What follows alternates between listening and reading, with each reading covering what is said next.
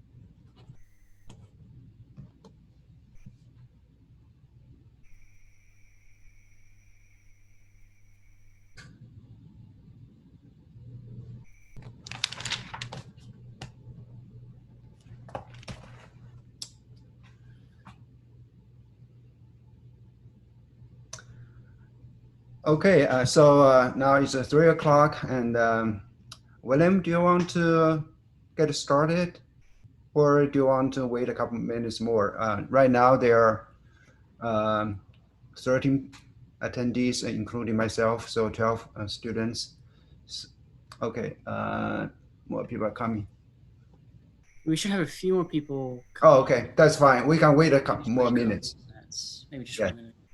yeah, sure. That's no problem. Yeah.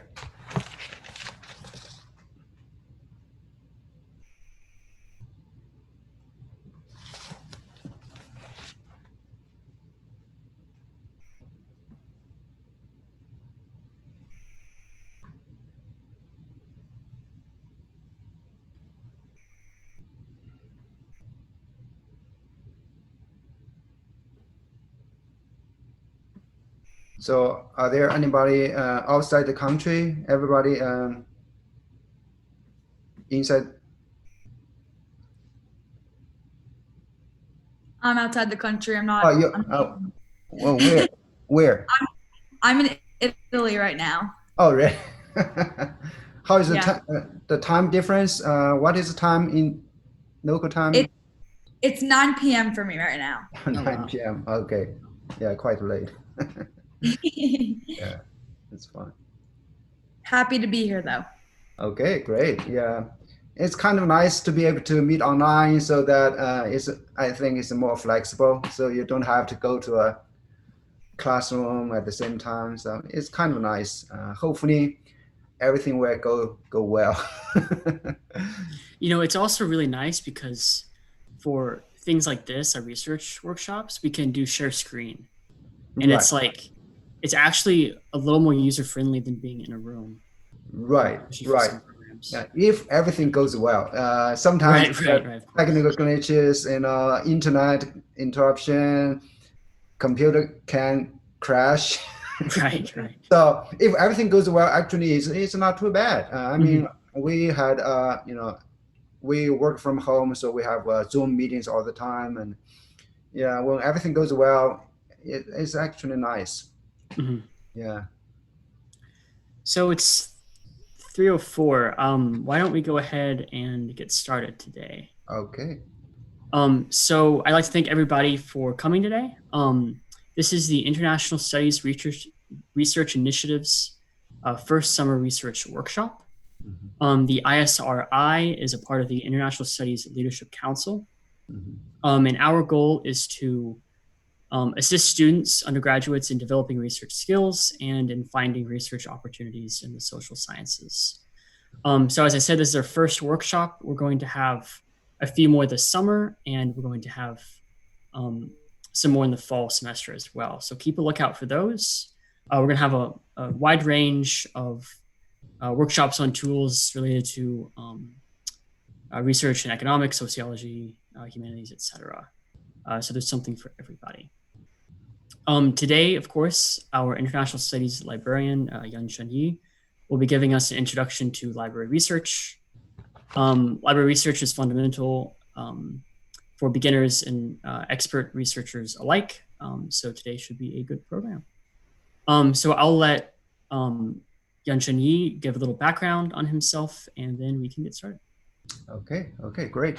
Well, thank you, William, for inviting me to this event. And I was really impressed by you guys taking own initiative to have this kind of activities, even though, obviously we're in a crazy time, but we still have our work to do, right? You still have your education, and this is a part of your college experience. So I'm really glad that you guys can organize, get together, and have this kind of educational activities going on.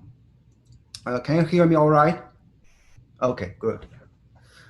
So a bit about myself.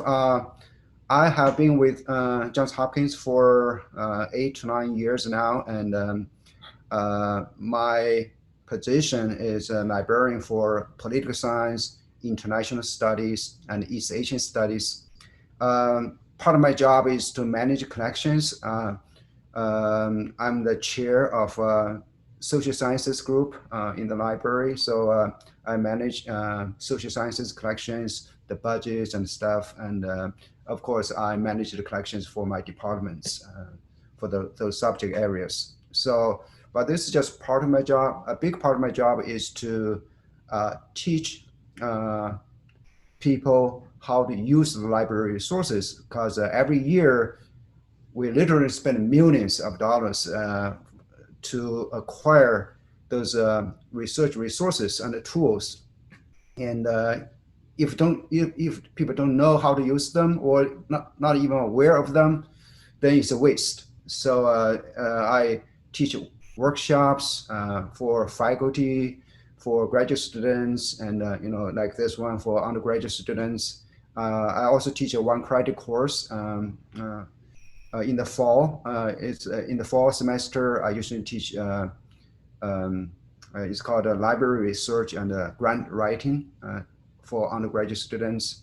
In the spring semester, I teach essentially the same course, but under a different title. It's called a library research seminar, and basically research skills and tools for social sciences, especially. So if you're interested, watch out your university course catalog under international studies. You should be able to find that course. So for this particular session, I just want to introduce to you some of the basic tools, databases for secondary sources. That's what I was asked to talk about, because we have only one 1 hour session, so we can only focus on something small, relatively small. So I do have a PowerPoint I will start to share, but anytime if you have a question, this is an informal session, so feel free to ask me any questions. We can talk about whatever you're interested in. So let me share the screen.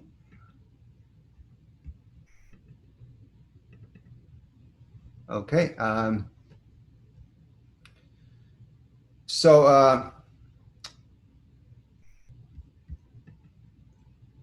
Okay, yeah. One thing about how to reach me, you can email me, but if you go to the research guide, let me see if I can. I'm sorry to interrupt. There's somebody wait in the waiting room. Oh, sorry. Yeah, then okay.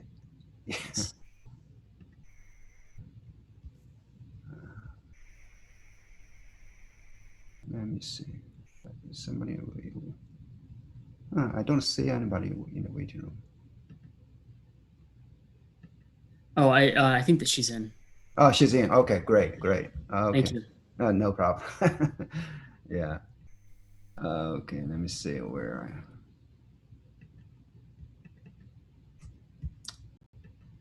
So can you see the screen, the library website? You can see the screen. Okay, great. So if you go to research guides, just type in, international studies or political science, you will see this research guides and my picture. You can email me anytime. You can always make an appointment with me. I have a very handy tool right here. So if you click on that, you will see on Wednesday today, what hours I'm available. Okay, so if any of the hour time slot works for you, all you have to do is click on that. You can make an appointment like that, and it will goes to your email, and it goes to my email, and it goes to my Outlook calendar. So it's very neat tool for making appointments. So it doesn't matter, even if nowadays we're not on campus, you can still make an appointment with me, and we can have a Zoom session just like we meet in person. So so anytime if you need help, feel free to do that. So yeah, let's go back to our PowerPoint.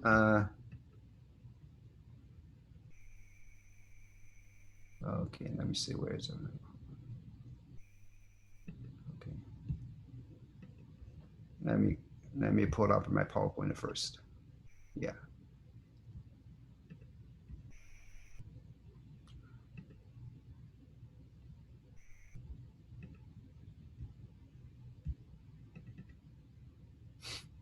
Okay. Agenda for today, I just want to talk a little bit about preliminary research tools, and then a couple tools for more in-depth research. And then if we have time, we can talk a little bit about great literature and how to stay informed of current research. So these are basically what I'd like to talk about today, but we can change it if you like. So when you do a research project, you most likely you start with a general research topic. So a topic idea is different from a viable research project idea.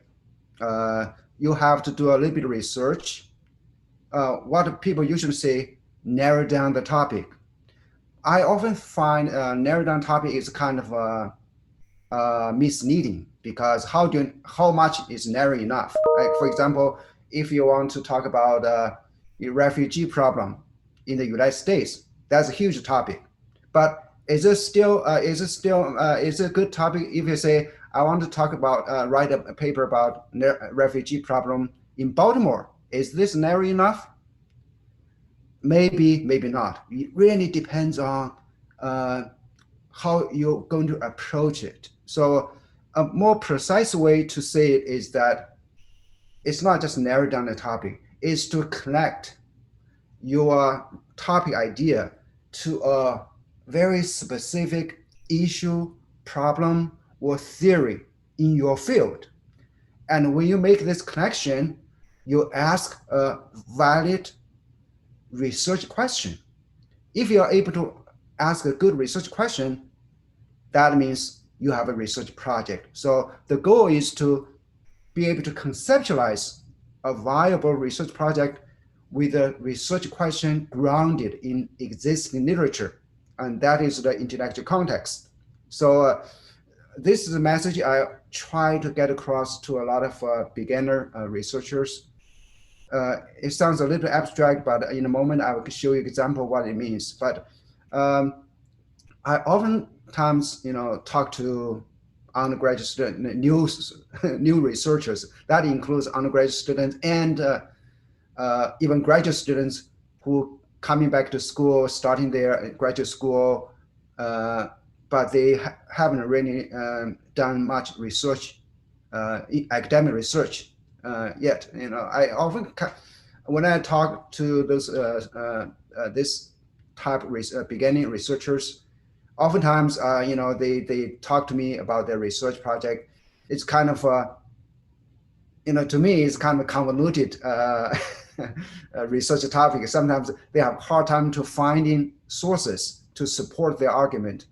Sometimes, that's because they didn't understand that the research topic, it has to be grounded in the existing literature, in the scholarship that address a fundamental issue, a big issue that people care about. Okay, any intellectual field like international studies, political science, Asian studies, education, any intellectual field has its own theories, major issues people care about, talk about, write about. And so your topic has to be able to connect to that intellectual background. And what we usually call frame of reference. You have to be able to make this connection so that people know what you're talking about. For example, like homelessness in California, it has been a very serious problem. People talk about it, but it really depends on your discipline, your academic interest or intellectual interest. You can create a different approach to the same problem. We have the same problem, people write about it, but from totally different intellectual approaches. For example, let's look at this one.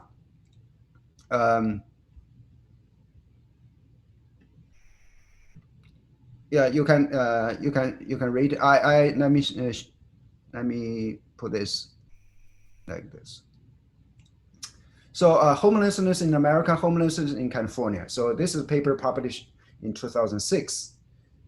What is the frame of reference, so to speak?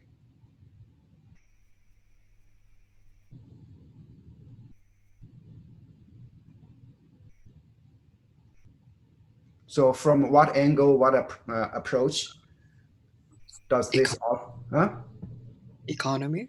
Economy, exactly. You can tell this person is from economics background, and he sees this problem from the perspective of economist. And so when he says, people try to interpret the problem, try to address the problem through mental health, through social works and sociology, like drug addiction, and from people have talked about this problem from many different perspectives. But as an economist, I see it as a economic issue, and specifically, housing market and income distribution.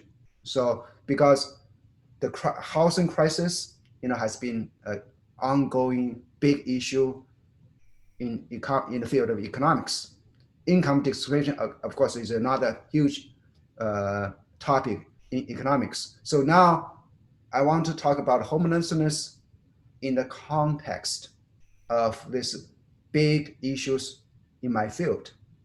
So that's what any researcher should learn to do. So you always see a problem through the lens of your discipline.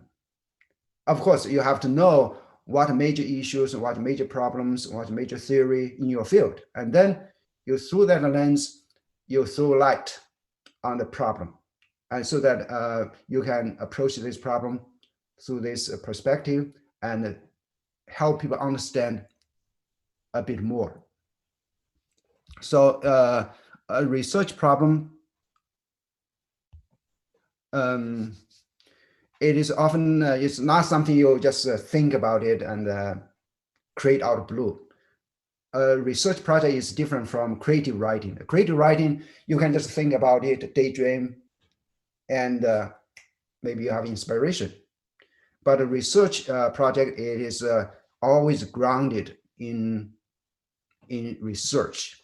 You have to look for evidence in the existing literature and find out what is the underlying issue, and then you approach that problem through that issue. So you always have a case or a problem that you're interested in. And on the other hand, you have this intellectual framework, and then you make this collection. For example, this is another approach. Same problem, homelessness in California, but this one obviously from a different perspective. What do you think? It is what is the frame of reference here?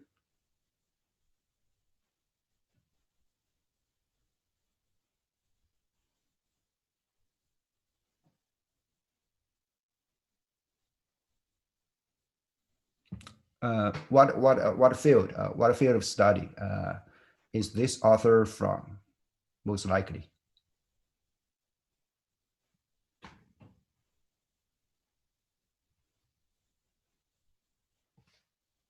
Anybody? Actually, I highlighted here. So this person wants to examine the relationship between homelessness and delinquency in adolescence or adolescent delinquency. If you are majored in education, you will know adolescent delinquency is a huge topic. It has published hundreds of books and articles on this topic. People still care about it. So if you're from education, you in the back of mind, you already know adolescent delinquency is a big issue. And then when you see the homelessness in California, so oh my gosh, how does this have impact on adolescent delinquency? So you make this collection, and then you have a project, right? You have a research question. So in other words, I just just summarize what we talk about. So how do we conceptualize a project? Before even we jump into literature, we do preliminary research, okay, and about your topic. So for example, you think, I'm going to do something about homelessness in California or LA, okay? This is something you're passionate about, you're interested in, and then that's not enough, okay? So in order to make a project, you have to have an intellectual framework, or what I call a frame of reference. And that frame of reference is the intellectual context you have to find out. So any big ongoing debate or issue or problem people care about in your field. And then you make this collection. For example, if you're an educator, you care about juvenile delinquency. If you're an economist, you care about housing crisis. So you make these two things connect. And then based on this, you ask a research question. For example, for the educator, you ask, how does homelessness affect delinquency of adolescents? Once you come up with this question, you have a research project. Okay, so this is something you're going to work on. Okay, and then if you're an economist, you ask the question, is lack of affordable housing the cause of homelessness? That's a valid research question. That makes a project. So in other words, just a topic is not enough. You have to, once you have the topic, you go ahead and do some preliminary research, and then the end result, if you are able to ask yourself a good research question that is concrete, that is contribute something new to the problem, then you have a good research project. Okay, even though you haven't really done anything yet, you haven't been able to answer a question, but having a good research question is almost you're already halfway there. Because for the rest, once you have the research question, you go ahead, collect data, and try to answer your own question. So, so this is just a sort of a brief explanation about what we try to accomplish through preliminary research. Okay, at this stage, you don't need to even if you have time, if you have interest in some specific sources, by all means read the sources, educate yourself. But sometimes it's just a matter of try to find out what potential approach or what frame of reference you can match onto your research topic. So there are many tools. Try at this stage, try to use those large scale databases.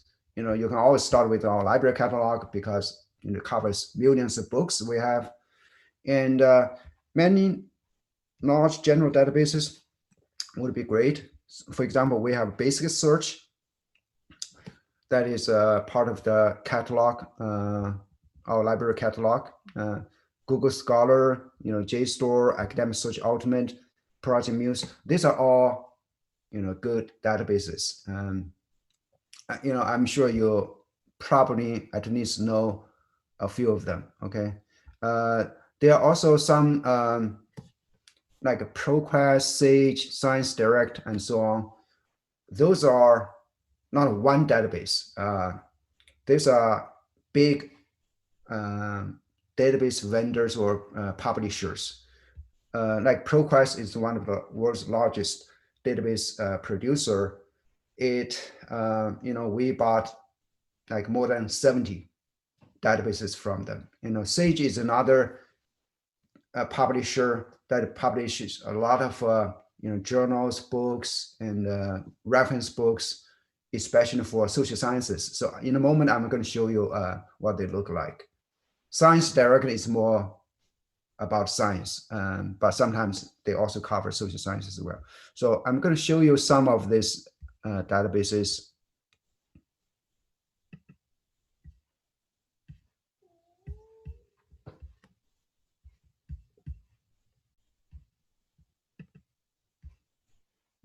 Okay.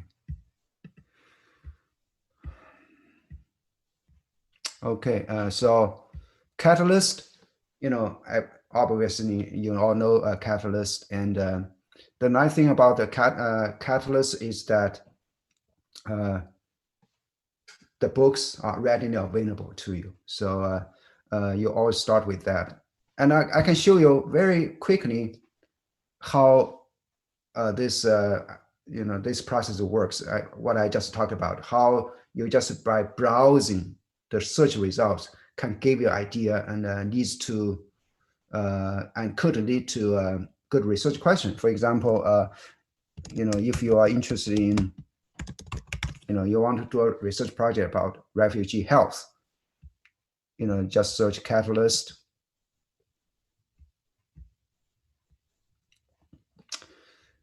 Just go through the list, see what approaches people have already taken. Okay, so emergency situation, healthcare issue,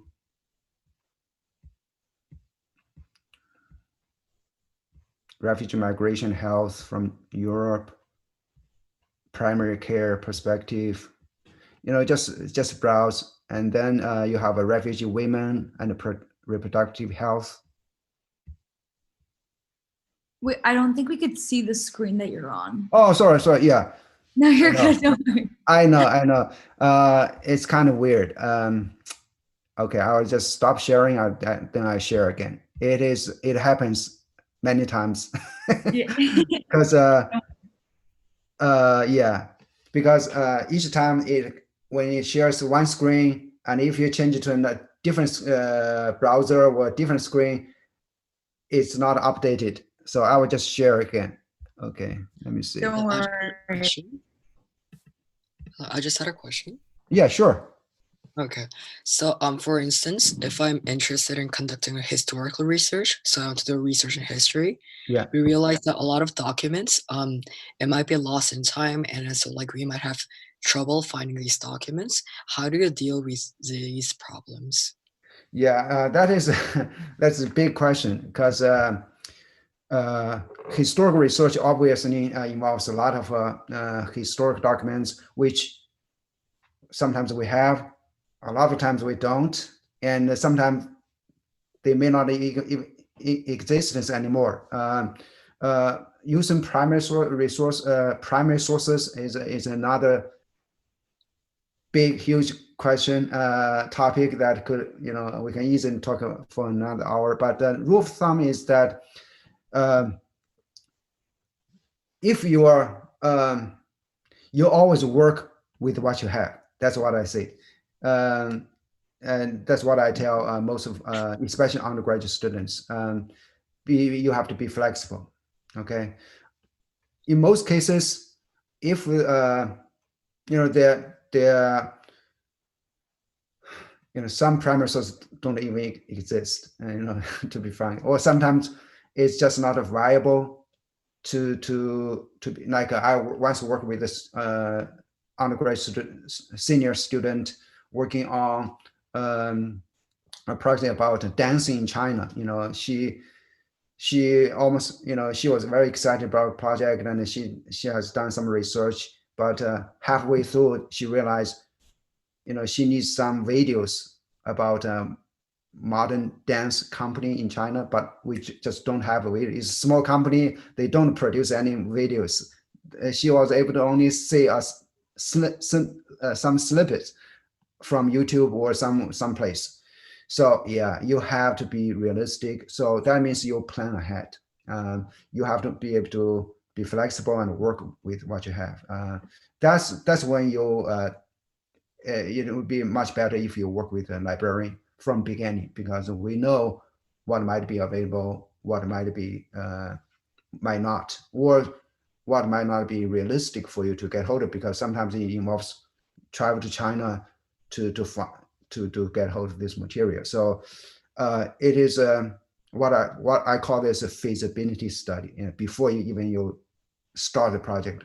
That's why if you're doing a PhD dissertation, which is a major commitment, they will ask you to submit a proposal first, so that your advisor and faculty, the dissertation committee will review, make sure everything is on track.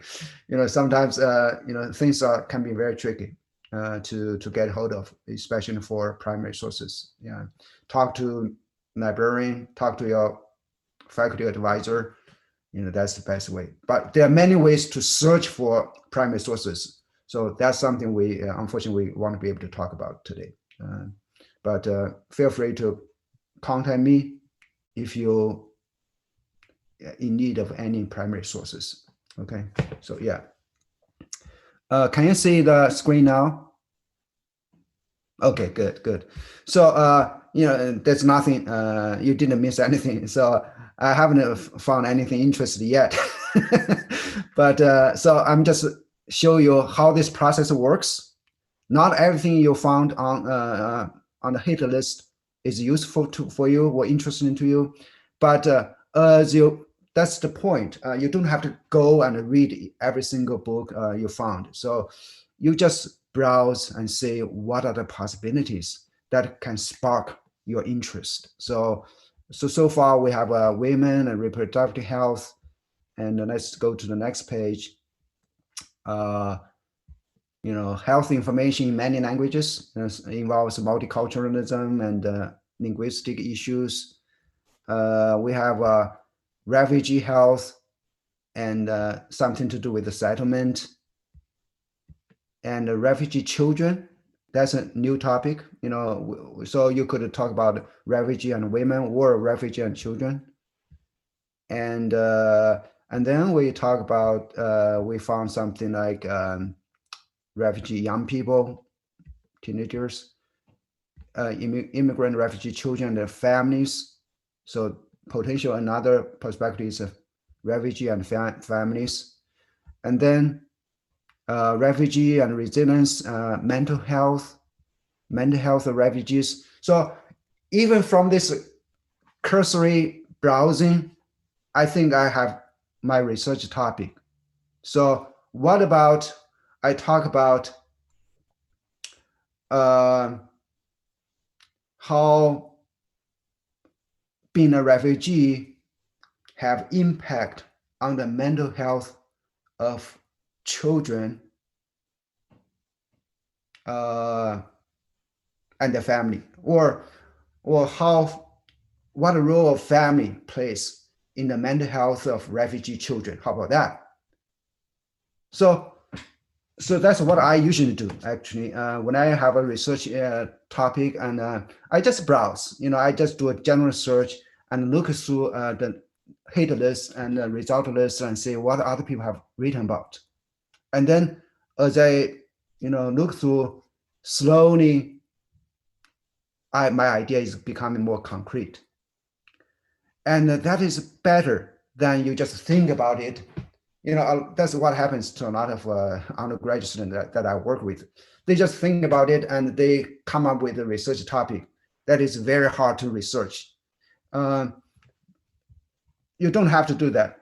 A better way is you have a general topic and you just do a large research and just see what literature exists out there. And slowly you pull these different ideas together and form your own idea. And then the nice thing about this is that your research idea is coming out of this context, intellectual context that exists in literature. So that if you want to work on the role of family on the mental health of refugee children, there are already books on aspects of this research topic. So of course, this is a very simplistic way to demonstrate that. But the idea is that this is called preliminary research. So you use large databases, do a broad search and just see what things people have published on this topic. And based on what you see, you come up with your own research project idea so that you know whatever you're going to research on, you are able to find relevant articles or books, right?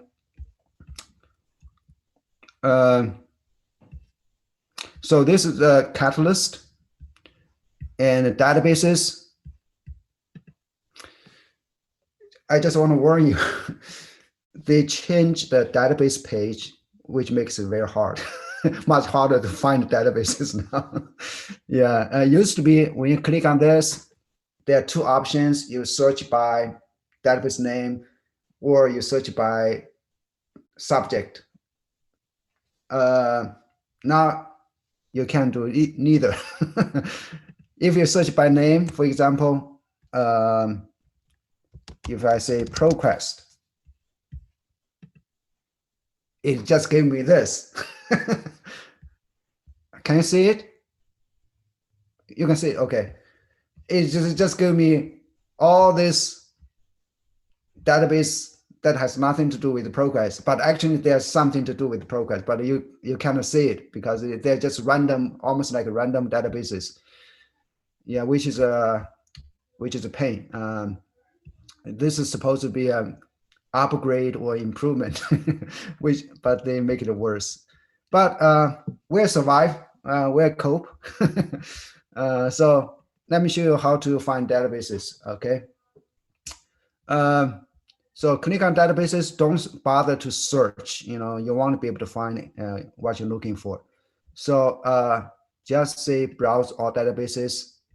The default is a subject fields, research fields. So for example, if you're looking for anything to do with, international studies, just click here, or political science. So this is a list of databases for political science because I manage this list, so I know this list better. I know it's a very comprehensive, anything important is here. So that's how you find databases. So you can say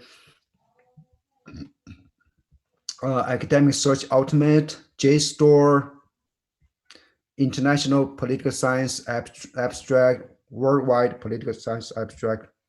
Those are commonly used large databases for political science. So, if you want to get started, try any of this will be fine. This one, World Politics Review is more like a magazine. So, but PICE is is a specialized database. But academic search ultimate, international political science abstract, worldwide political science abstract, these are perfectly good databases to start with. And another thing is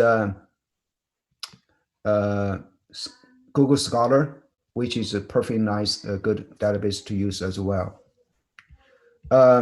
Another database I want to show you is that, so these are the default is browse by subject. And there's another link here. If you click that, this is a list of all the databases we have. We have 1,230 databases. Notice the default search is, is abstract. But for example, I'm looking for ProQuest. So, unfortunately, I can't search ProQuest. Oh, sorry. I have to just, the trick of search is that you only type one letter. So let's see. ProQuest. Yeah, it's a shame that we have to do this way. But sometimes I like to use this ProQuest all subscribed content.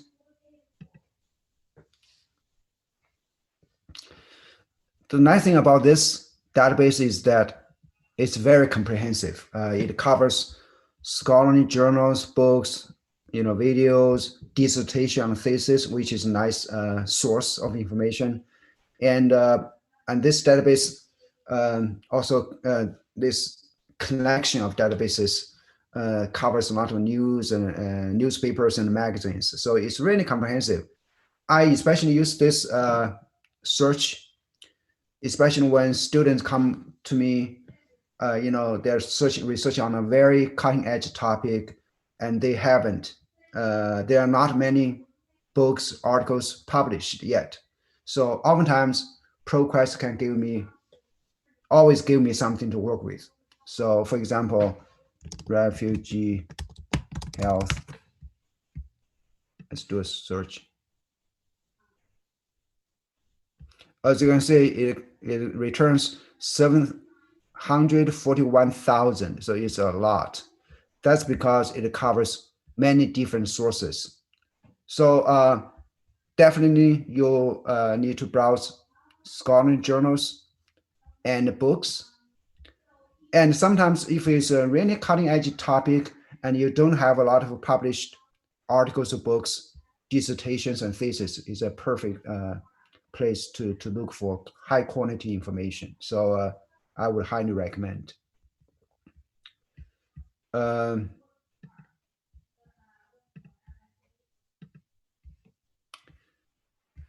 You can do similar things.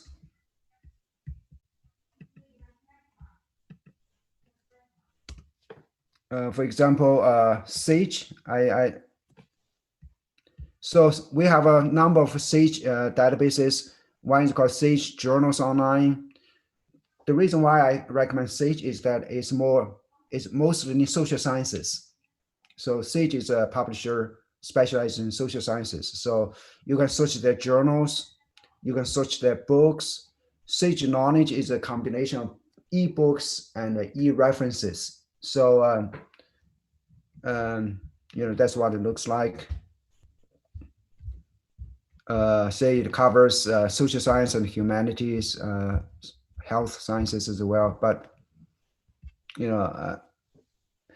don't worry, I'm going to send you a list of what I talked about. So if you don't have to, if you forget, that's fine. You don't have to take notes. So Sage Journals is a perfectly good place to look at. Like another one, I start with E. It's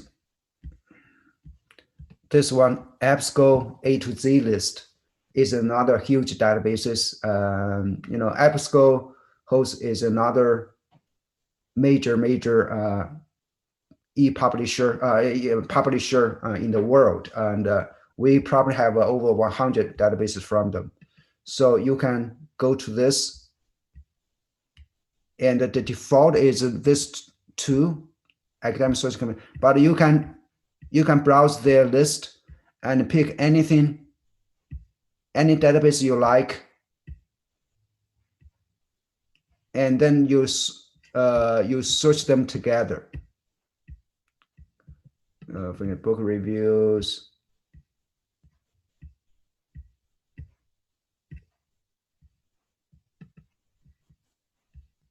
So you can pick as many as you want, and then you search all these databases together. Yeah, for example, refugee health. Yeah, I only picked a few databases, so I got 3,200 results. But especially if you don't find a lot of results on the topic, EBSCOhost, ProQuest, Sage, those are big databases. So you can always find something there. And then from there, you can, if you want, you can narrow down by journal articles only, or academic journals only, and or reviews only, and things like that. You can narrow down that from there. And that will give, this database will give you good exposure to all the published literature on a given topic. And then, feel free to read anything that you find interesting, but even if you just browse through the titles, you have some good idea, what are possible approaches to the problem. So, okay, I will stop sharing. Let me share again to our PowerPoint. So this is about preliminary research, and now let's shift gear to more in-depth research. So assuming that you already have the basic understanding of the topic, you have come up with a good research, a focused research question, and you're ready to delve deeper and find, more resources, more articles and the papers, especially about the specific issue you want to talk about. So, you can always, I probably have to stop this again and then share again.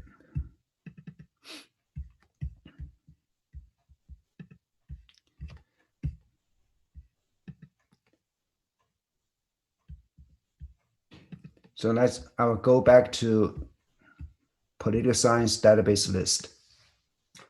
Okay, so we have a lot of databases here. Can you see the political science database list? Okay, good. So we have a lot of databases here. That includes the tools for preliminary research, but also tools for more in-depth research. What I call by in-depth research is actually, you can use the same databases for in-depth research, just to find more specific, use more specific search terms to find articles on that. But I also want to show you another database. It's called Social Sciences Citation Index.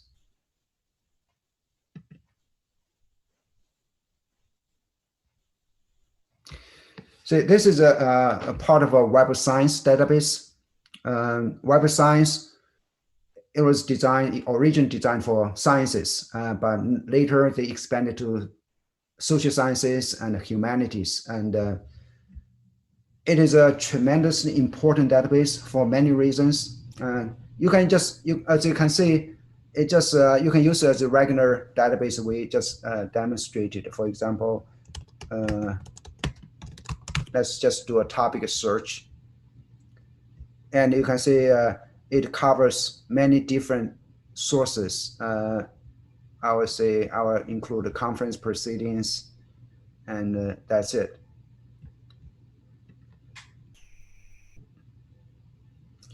So we have almost 6,000 results. You can say it looks like just like the other databases. The difference is that it tracks citations, among other things. There are many other usages, but one thing is called index citation database, is that it tracks citations. So this piece of information is important because a citation number tells us how much impact this article has made on the topic or in the field. Because if you publish an article and there's a few hundred people cite your article, that probably means that people find your argument or your findings interesting. Therefore, you have made impact on the field, because people read your article and they cite the article, use your insight to build up knowledge, right?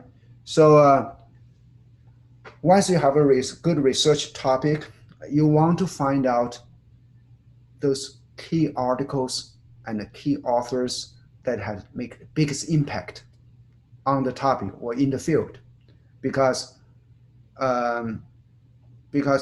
you want to build your work on those foundational texts. So when you write your research paper, there's always a section called literature review. In literature review, you don't review every single paper you read.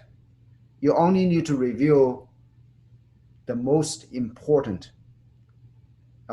papers or books published, the authors that have made the biggest contributions. So you can demonstrate, like this paper and this topic has been going on for many years.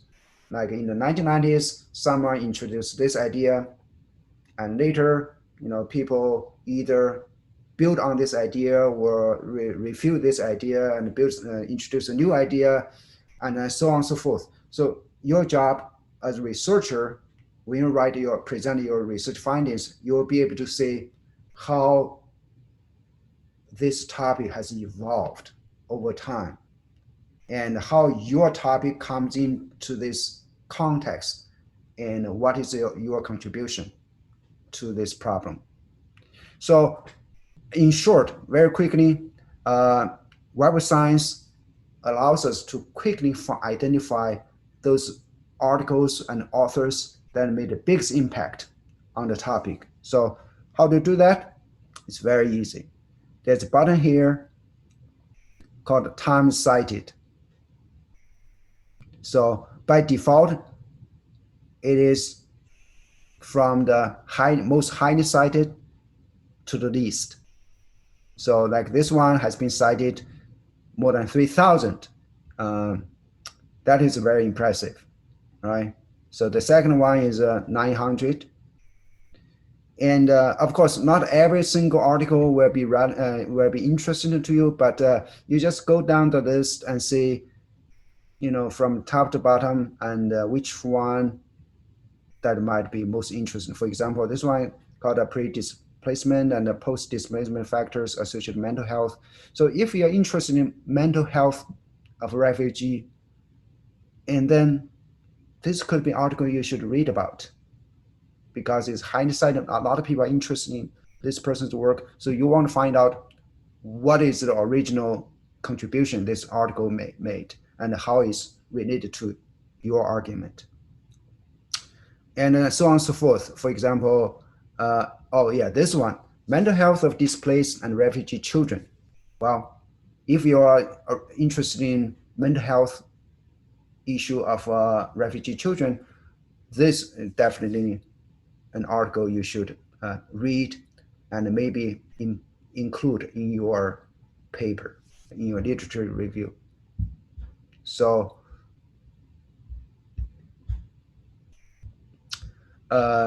so that's how, there are many usages for this databases, but this is one of them. I think it's because time limited. I wouldn't don't want to go to too much details here, but this is one way to use this database to quickly identify the most highly cited, most influential articles on a given topic, and make sure you find out which articles has highly cited and made the biggest impact. So Web of Science, is very good for that.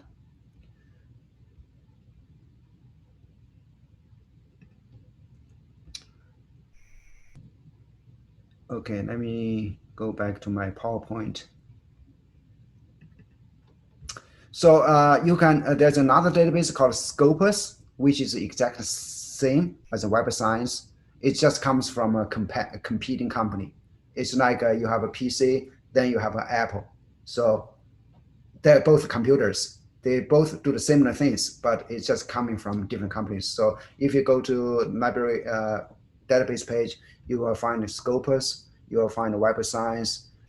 If you feel comfortable using Google Scholar, you can do similar things. And Google Scholar is just, you cannot, okay, let me show you. Oh, sorry, stop sharing. Okay, let me, okay, let me see. Let me find Google Scholar first.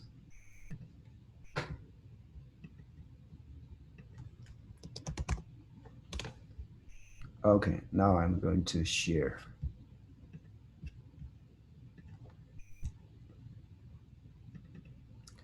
Okay, so how do you do how to do same things in Google Scholar? So for refugee health.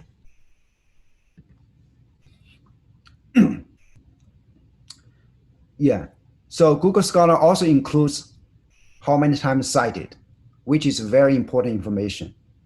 Okay, so it tells you how much impact it has. Unfortunately, in Google Scholar, you cannot sort, so that's a limit. But and also, not only find out how important each article is, but also find out who are the articles that are citing this article. So if one article cites the other, probably because they are talking about a similar topic, they are related, right? They're related. So this also can help you really delve into a topic. So you find one good article, and then you can find out who is citing this article. So you get another list of related article, and then you look into this list and see which one are most interesting to you. And then you can say, oh yeah, who is citing this article? So, and so on and so forth. So very quickly, you have a network of related articles that cite each other, and but they publish sequentially, of course. The original article published the earliest, and then the later articles, publish, that cite this article published later. So you'll have, hopefully, as you read through those related articles, you have a sense of how this topic is building up, is growing, is evolving over time. So you can do this in Google Scholar, you can do this in Web of Science, you can do this in Scopus. So something I just don't have time to really show you show how it works, but I hope you get the idea and you can test it yourself. And again, in all these articles, in all these databases, there's always a related articles button. So if you click on this, this is a list of articles or books that may not cite the original article, but the algorithm, Google Scholar algorithm, they compare their reference list, and they see enough similarities. For example, two articles, they're citing the same sources, but they don't cite each other. But they're still talking about the same topic, right? So, that's what it's about, related articles. Again, Web Science has it as well. Scopus has it as well. So this database, these tools, not just like you search and find a bunch of articles. It helps you delve deeper into the sources and find a network of related sources. So that's a slightly different approach than you just go to the general database and throw in a few keywords and hopefully find something you like, right? So this way, by using the citation tracing and by using this algorithm generated source list, it helps you quickly get deeper into a topic. So it really it's really up to you. For most of beginner researchers, undergraduate students, just use those JSTOR, Project Muse, Academic Search Ultimate. You throw in or Google Scholar. You throw in some search keyword search. You find a bunch of articles. That probably could work. But as you advance in your studies and you become a better researcher, so you use different techniques to go deeper in the topic. So this is one of the techniques. It's called citation tracking. So we already have 1 hour, but to wrap up, I'll give you one quick thing about how to stay informed of your field. Because for it doesn't matter if you're a beginner researcher or more advanced in your studies, it's always important to know what are the hot topics, what the key issues. Because when you write a paper, especially like a big research project, you want to pick a topic that people are interested in, right? So there are many ways to do that. Make sure you pick the right topic. But one way is to be aware. You don't have to read every single paper published in your field, but at least to be aware that what articles, what topics people are talking about in your discipline. So in the past, scholars, faculty members, they always come to the library and browse the journals on the shelf. Nowadays, you don't have to do that, because most of journals are online now. So there are ways easily to do that. Okay, let me share. Sorry. Oh. Okay. Okay, let me share my screen one more time. So, okay, let's use Google Scholar, for example. The first step is to find out what are journals, what are magazines in your field that are most important, okay? So there are many ways to find out, and I'm just show you one easy way to do that. So for example, in Google Scholar, you go to the setting, and there's one called metrics. The metrics give you top journals, top publications, okay? So the default is the all fields, the highest ranking journals. But then on the different categories, you go to social sciences, and even on the social sciences, you can go to, there's no international studies. So for example, you can go to political science, right? And then there's a list of high ranking journals in the field of political science. For example, the first one is American Journal of Political Science, American Political Science Review, Journal of European Public Policy, the Journal of politics, and so on and so forth. So, you know, at least you should be able to say, oh yeah, these are the top journals, and I want to know whenever what kind of articles they're publishing. So there's a tool called Journal